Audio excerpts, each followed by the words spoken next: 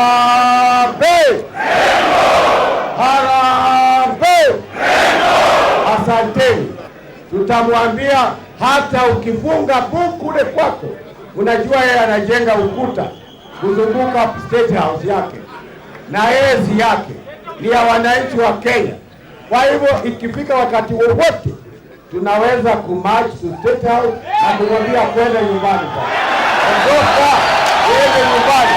Now, all of us, both young and old, men and women, Kenyans of every group, every race, every creed, have embarked on a journey to a promising future with unshakable determination and faith in God.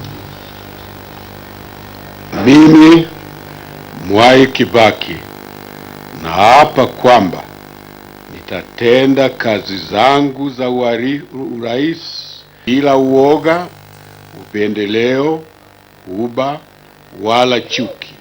Ewe Mwenyezi Mungu unisaidie.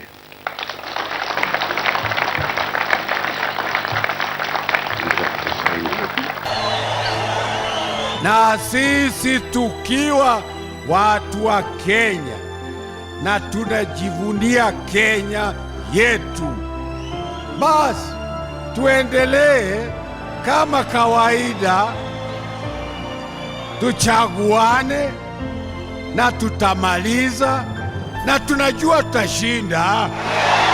Sisi ni wana Kenya. Sisi zote ni wana Kenya, na tutakuwa papa hapa ndani ya Kenya. Oh yes. Oh yes. Oh yes. Hakuna style ingine. Hii mvua itakuwa ni kidogo, wewe hapana. Hata gari yangu naona inatoroka yeye bure. Mwambie arudi nyuma. Ni pumbafu kabisa. I am very depressed when I hear many people express words of despair, and many of them are also people inside the church. And they are people who should be preaching or who are preaching, but they keep spreading despair. Now, I don't know where this comes from, but pray for that we don't have too many of those people.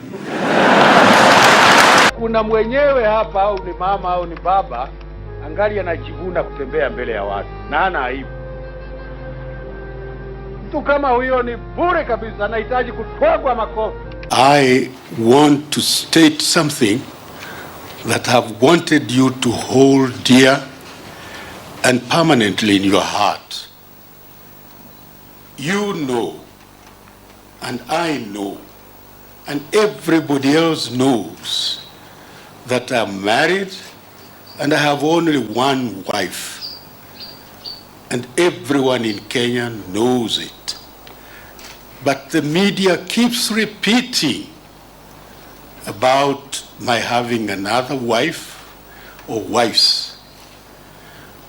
I want to make it very clear that I have only one dear wife, Lucy, who's here, and I do not have any other. And anybody who knows me and knows my family and knows how I live, they know I have only one wife.